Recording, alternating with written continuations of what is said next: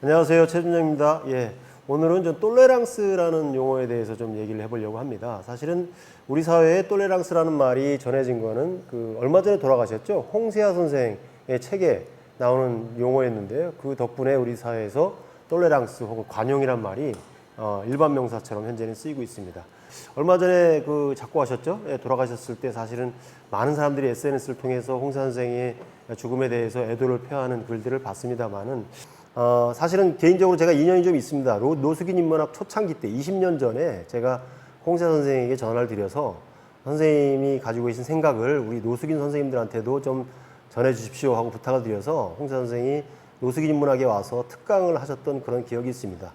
어찌됐건 우리 홍세아 선생님은 우리 한국 사회의 어떤 진보 진영에서 큰 어른이셨고 다양한 저작을 통해서 우리 사회에 아주 의미 있는 메시지를 많이 남기신 걸로 유명하죠. 특히 홍세아 선생 하면 잊을 수 없는 게 나는 파리의 택시 운전사라는 책을 통해서 그 이후로는 많은 책들을 냈습니다만 저는 어떤 의미에서 보면 제 인생에 가장 큰 영향을 준 책이 바로 홍세아 선생의 나는 파리의 택시 운전사라는 책이 아닌가 싶습니다. 이 책을 통해서 우리 사회에다가 하나의 화두를 던지셨죠.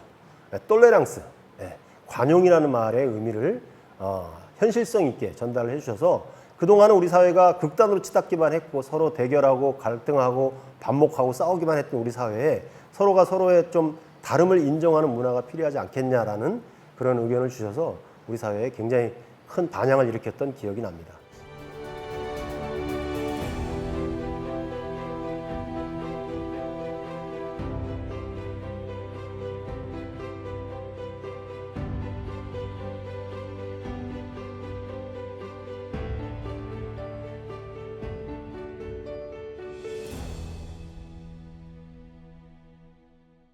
홍세아 선생은 서울대 외교학과를 나오셨죠. 그리고 무역회사에 근무를 하시던 중에 프랑스 파리로 출장을 가셨는데 출장을 가 있는 기간 동안 국내에서 그때가 이제 1979년이었는데요. 난민전 사건이라는 게 터집니다.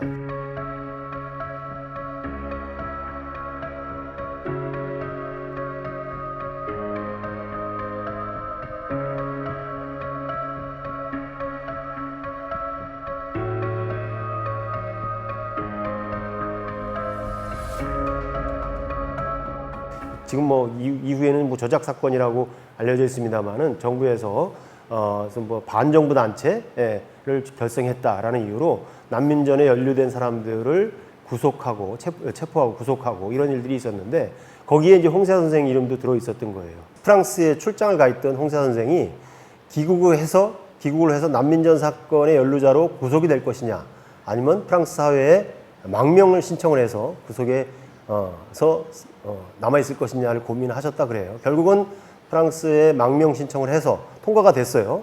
불어도 어느 정도 하실 수 있고 또 그리고 이제 정치적 탄압을 받는다는 것도 언론 보도를 통해서 객관적으로 증명이 됐기 때문에 프랑스 사회에서 홍세아 선생은 망명객으로 인정을 해준 거죠. 그 이후로 이제 망명의 삶을 살기 시작하면서 이제 생계 수단으로서 이제 파리에서 택시 운전수를 한 거죠. 택시 운전을 하면서 여러 가지 들었던 생각들, 겪었던 일들, 이런저런 것들을 글로 꼬박꼬박 써놨던 것들이 베스트셀러가 되면서 우리 사회에 홍세아라는 이름을 각인시키는 효과가 있었고 덕분에 망명객 신분이었던 홍세아 선생이 나는 파리의 택시 운전사라는 책이 공전의 히트를 친 이후에 다행히 망명객 신분을 벗고 국내에 들어와서 한겨레 신문의 기획위원 등을 역임하면서 우리 사회의 어떤 진보 운동의 하나의 어떤 축 역할을 해주시기도 하고 진보 진영의 어른으로서 다양한 책을 통해서 또는 칼럼을 통해서 우리 사회의 어떤 방향타 역할을 했던 분이 아닌가 싶습니다.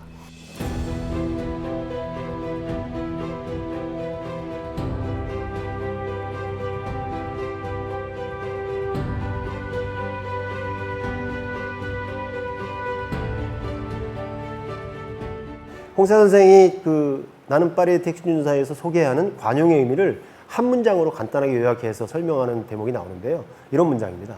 존중하시오. 그리하여 존중하게 하시오.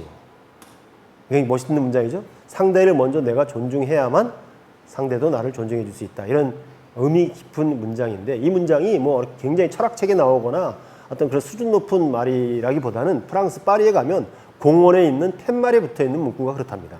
공원의 팻말. 무슨 얘기냐면 잔디를 밟지 마시오 이 뜻이에요. 우리나라 공원에 가면 그런 얘기 있죠. 잔디밭에 들어가지 마시오. 국민들한테 명령하잖아요. 근데 프랑스 파리에서는 공원 입구에 존중하시오. 그리하여 존중하게 하시오. 우리가 먼저 잔디를 존중하면, 자연을 존중하면 자연도 우리 인간을 존중해 줄 것이다 라는 의미를 담고 있는 그런 문구가 있는데, 그것이야말로 똘레랑스의 정수다. 똘레랑스의 정신을 정확하게 표현한 것이다 라고 얘기를 합니다.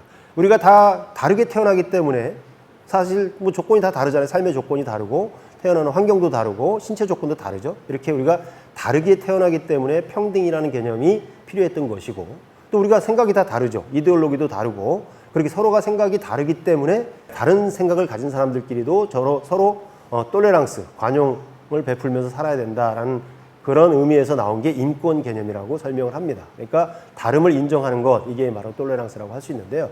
사실 이 똘레랑스라는 개념은 어느 날 갑자기 튀어나온 게 아니라 서구의 역사, 특히 기독교의 역사와 굉장히 밀접한 관련이 있다고 할 수 있습니다. 김용준 교수가 쓴 관용의 역사라는 책에도 보면 이 똘레랑스라고 하는 개념이 나오기까지에 지난했던 서구의 역사, 종교전쟁의 역사를 설명하고 있습니다. 처음에 사실은 뭐 로마 캐톨릭이 굉장히 그 어떤 뭐랄까요, 권위주의의 화신이 되면서 칼라스 사건이라는 게 벌어지는데, 칼라스 살인 사건.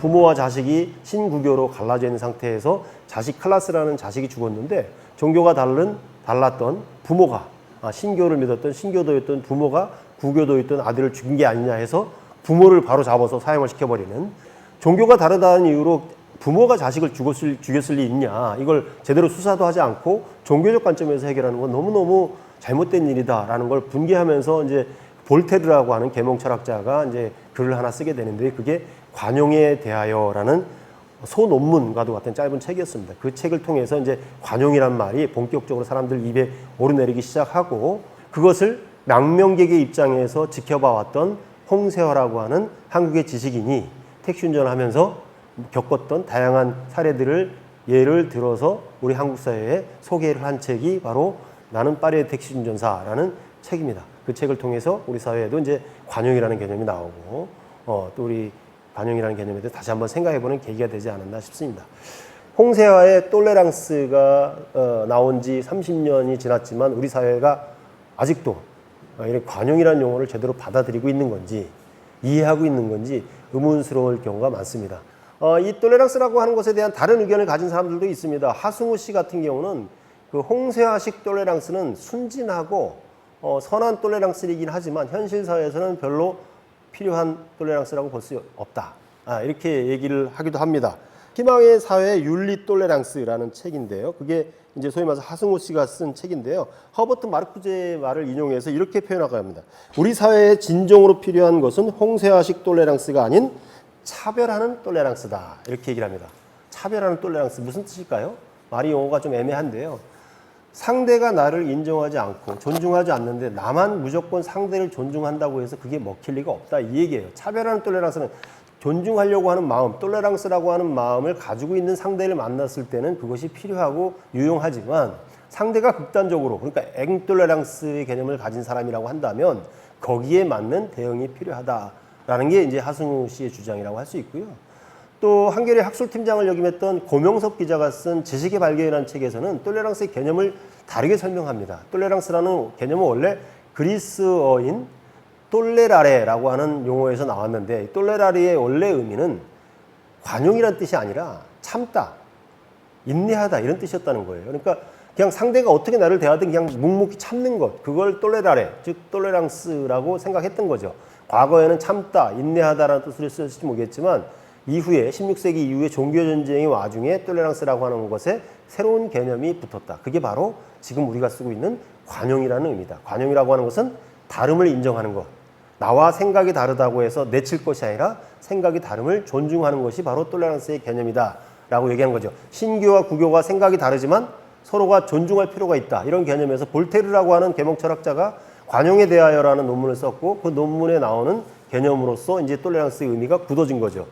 우리가 이미 알고 있는 말 중에 관용을 상징하는 유명한 말이 있죠. 역시 볼테르가 한 말입니다. 나는 당신의 의견에 찬성하지 않습니다. 그러나 만약에 당신이 그 의견으로 인해서 탄압받는다면 나는 당신을 위해서 끝까지 싸우겠습니다. 이게 바로 볼테르가 얘기했던 관용이라는 개념의 핵심적인 의미가 아닐까 싶습니다.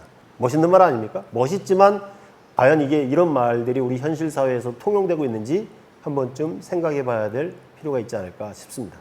네, 고맙습니다.